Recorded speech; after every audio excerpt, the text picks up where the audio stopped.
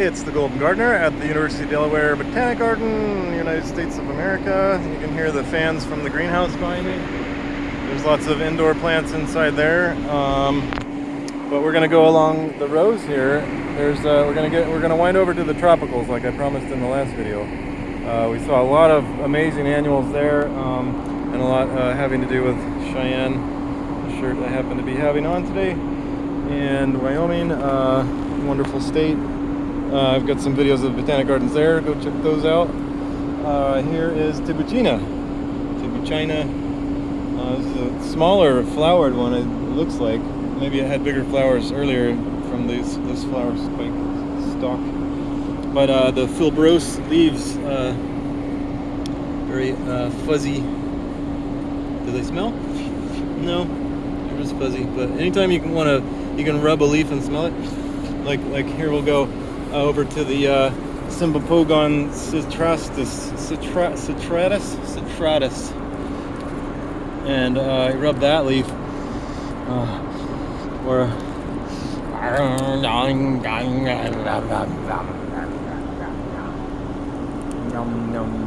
candy, lemon candy, and then they're right next to a fountain grass. So they're using the lemongrass, which is typically tropical, and they're using it as an annual in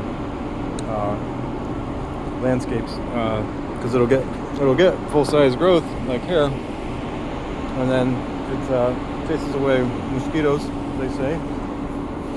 But then you have to replace it every year, which is fine if because then you get a tropical effect, at least annually after the snow. It's a pretty weird thing to do, but really fun. Here is the Pennisetum fountain grass. Is this one with these cute top feathers. I'm really enjoying this lemongrass. Chewing on. Here's a Carex red rooster sedge. Looks like it didn't make it. Purple millet. Pennisetum. Millet? Pennisetum. I never put that together before. Interesting. Here's some more Carex sedge grass. Carex, really cute. Pretty hardy. Can take a variety of conditions from wet to dry. And a good addition to little areas that need some coverage instead of weeds. And there's lots of different Carex, different colors, all kinds of stuff. Pumpkin on a stick. Solanum integrifolium. Pumpkin on a stick. Here's another annual, but I don't believe it returns, but it's got these cute pumpkins on it. Adorable. I don't know if they're edible. Solanum, probably. Maybe. I'm not going to try them today. I'll have to look that one up. Here's another Solanum. Pseudo-capsicum. Jerusalem cherry. It's like a fake pseudo. Not actually a pepper, I guess. Solanum. Peppers are solanum, right? Yeah. Leonotis. Nepetifolia. Lionflower. This one's full grown. It's in end of September here. Super awesome. Oop. Did I just break the stalk? I don't know. But Leonotis leonorum is the one I'm used to. So Leonotis nepetifolia is the new one, but really tall. There's me, 5'10", and there's Nepetifolia, taller, as tall as you can. Ouch! That's a good 8 feet or more. That's awesome. It's good. It doesn't flop out too far unless they trim it. I don't know. Pretty cool. Dusty Miller. That was a flopped variety that didn't make well. This is a baby sun Coreopsis grandiflora that it's done flowering clearly, but it's got some fungus issues happening. Amaranthus. So these are trials. I thought most of these were already the winners, and they're just showing them, but clearly there's some major failures in here. Autumn Touch Amaranth. That's really beautiful. I'm surprised the birds aren't all over these seeds. yet. Okay, Asclepius. Family jewels. Oh, the cows came home. Look at the family jewels. And there's some of the flowers.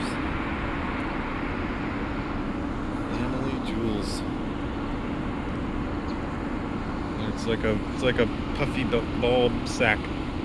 We will say family jewels. The flowers are very interesting. I don't know if you can see them with this camera. I haven't done many videos on this phone yet, but there you go. And euphorbia, snow on the mountain. Weird. Yeah, we gotta go around to the other side for that. Cinnamon coreopsis, Ipomea alba, moonflower. Moonflower. Ow. I was trying to show you the thorns, but they actually are poking out of the leaves. Moonflower. No, that's not that. Ipomea is this one. Obviously. Sweet potato family thing. This is bed of nails.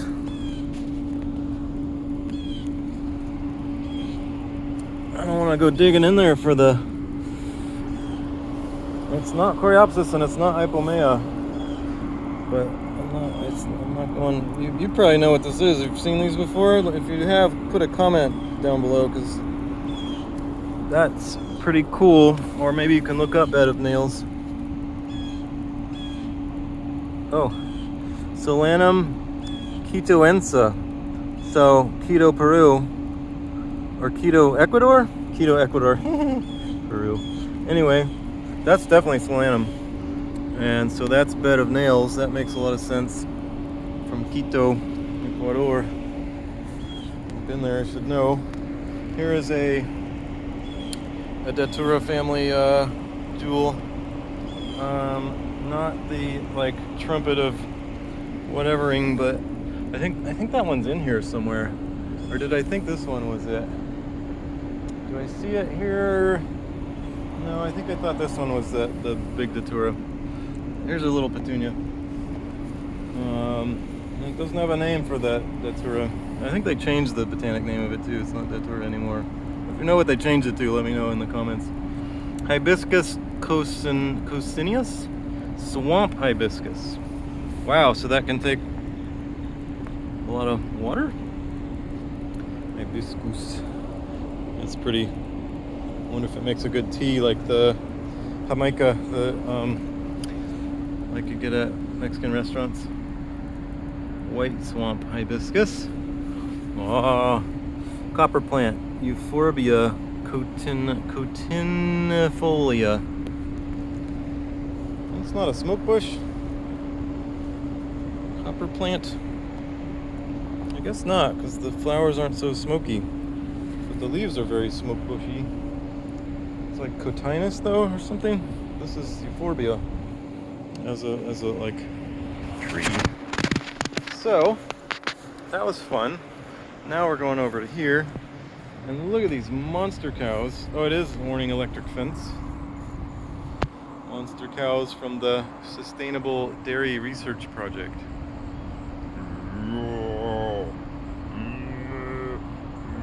They're large. They're very big. Oh, there is the Sustainable Dairy Program. I see them coming out of the milking parlor over there.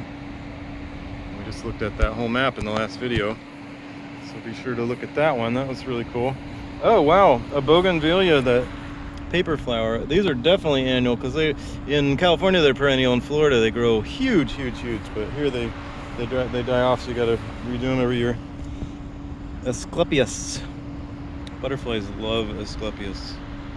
It's called butterfly weed. How about that? There's the pods. You can take those home and plant them virtually. So a couple of viburnums, solid standards in the landscape.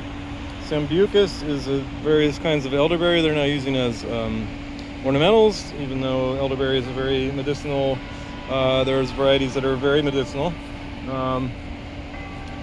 Lemony lace, black lace, and then we're in Raphiolepis, which is Also, nice evergreen, not doing too well here. Cynara cardunculus. You'd think it's artichoke, but no, it's cardoon. What is the difference? Cardoon, you eat the leaves. You peel you like pick a big one all the way back, and it's the down on the bottom where you steam and maybe soak in butter or whatever you would do with like artichokes, you would do with the stems of the cardoon, and they're quite delicious. It could probably go in like soups and things too, and stews, but the artichoke, you eat the flower. So it's a different variety, and it's a thistle that puts up the big flower, turns purple if you don't pick it. We pick them early and then cook the artichoke hearts, or the really delicious edible parts of that. Punica is a pomegranate, and I guess they're saying that because these are like more I want to say Mediterranean, like with olives and things, but if they have some punicas that grow here perennially, that's pretty cool. Even if the fruits are very small, they're cherry size, they're not edible, so that would be much more of an ornamental punica or pomegranate. Crepe myrtles do really well in the mid-Atlantic, I'm finding by landscaping in New York City. Caryopteris. Does this one have a smell? Bluebeard. No. Some of them do. Some of the Caryopteris, there's Bluebeard, a lot of different Caryopteris. Some of them behave more like lavender, where they get leggy after a few years and need replacing. I think I did a video of one of my clients that has a whole bunch of Caryopteris that's now aged out. Unlike me, Mr. Mustard Falspirea.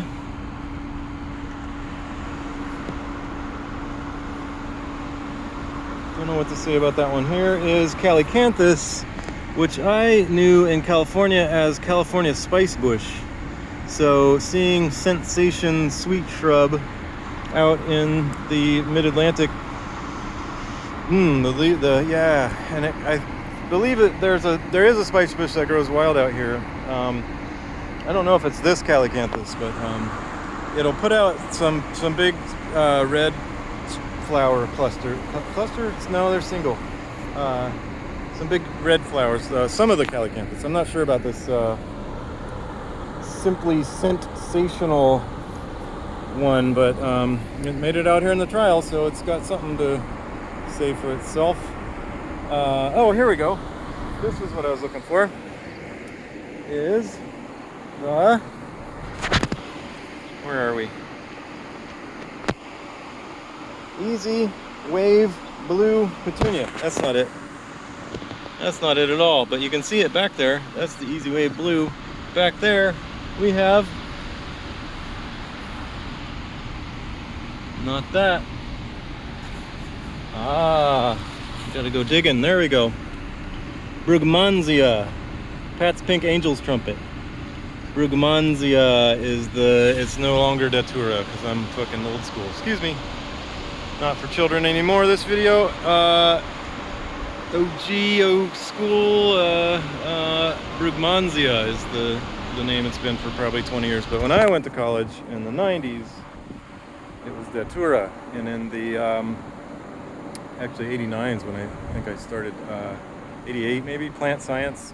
In the Western Garden book was like the Bible guide of all plant names forever, and in there it was Datura, and then I think in a new edition it came out as Brugmansia, and I just never, I don't know, man. You can still, it'll still come up, and I know how it grows too. I know its habits, so it's like not that I look it up anymore. So Brugmansia kind of forget sometimes, but. Grows really well in San Francisco all year long. It's putting out these monster flowers. See, it's like, that's my head, and that's a trumpet. Angels, trumpet, where are the angels? Come out now. You can see the raindrops from the rain. This is what pink? It's called Pat's Pink, and it's got a good number of these monster flowers. They kind of look like squash flowers, but it's got a lot of them. And they can get pretty tall. Definitely in San Francisco, I've seen them a good like 15 feet tall, and they're just loaded with the trumpets hanging down. magnificent. Here, I don't know if how big they get, because they'll die back. So here's a moonflower or an ipomea, or no. I'm sorry, is this a morning glory? We gotta go check it out now. It's an ipomea morning glory. They are one and the same. So there's the tower, just some tree stakes bound together, actually screwed together with a piece of wood in the middle, and that's the tower that these grow on. Here's a rockin' blue suede salvia, doing pretty good. There's that pumpkin stick plant. They planted early so that they'll have it nice for, now it's the end of September, soon it'll be October and it'll be perfect. Tradescantia, I love this one. I always try to scantia. Zea mays, small ears ornamental corn, so they got a bunch of Zea mays in here. Yeah, they're tiny, and these are definitely done and ready to harvest and dry out. Maybe they're waiting for them to dry out completely. And now that it rained, I don't know. You could pick them and hang them upside down in a place where it's not going to get rain to dry, or just let them be out here. Hopefully they won't mold. If it's just ornamental, then whatever. And so here, finally, we arrive at the tropical one I promised in the last video and earlier in this video. And I probably should have started a third video, but here we are. Musa Bazju. I believe this is a short one that can take a colder stint. It can thrive in a colder area, and possibly Bazju. Is that the? No, they'd call it the ice cream one if it was that. Bazju. I know it's a dwarf variety, and I believe it possibly could fruit. Yes, even in here in Delaware at the University of Delaware Botanic Garden. I believe it would help to, it certainly would help to dig it up and bring it in over the winter. I'm not sure that it will survive frozen soil for that duration of the mid-Atlantic. Pretty sure it won't, but it's fun to have a tropical like that growing out here in the humidity of the season. Here's another favorite, Cana, South Pacific orange Cana lily. They come in all kinds of colors of flowers, from red to orange to yellow, white, I don't know, not so much purple, and definitely not blue. And the leaves can be variegated or darker red or purple or fun stuff. Cana, very good. Comes back every year. There's different heights. They can be short like that. They can get pretty tall, especially when the flowers come up. Good border plant because they don't flop too much. If they do, they're easy to cut off. Looking at the sustainable cows again. They have a little red bell around their neck. And the bells of the college are going off. Is it milking time? I do not know. Here is a lemongrass in a pot. So this could be brought in. It gets real big.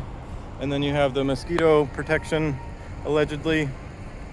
There's all these plants that they say are mosquito repellent. Lemongrass, name some other ones. Geranium, yes, and I'm blanking on it. But the real one that does it is the only one that they've actually proven is the element from the oil from the eucalyptus, and not essential oil, but an actual oil from the Eucalyptus citriodora is the only thing they found. And you can get it in a spray from off and from major brands that they've isolated that component that actually works to repel mosquitoes. So there you have it. But you can try planting this stuff in your yard and see if it repels mosquitoes. Might as well. Seems like fun. Plants are fun. University of Delaware Botanic Garden is fun, and you are fun. Thank you for joining me on this adventure and the other adventures that we go on in the near future after this point of 2022 and before. Several years of awesome Botanic Garden videos from around the world, 90 countries and counting.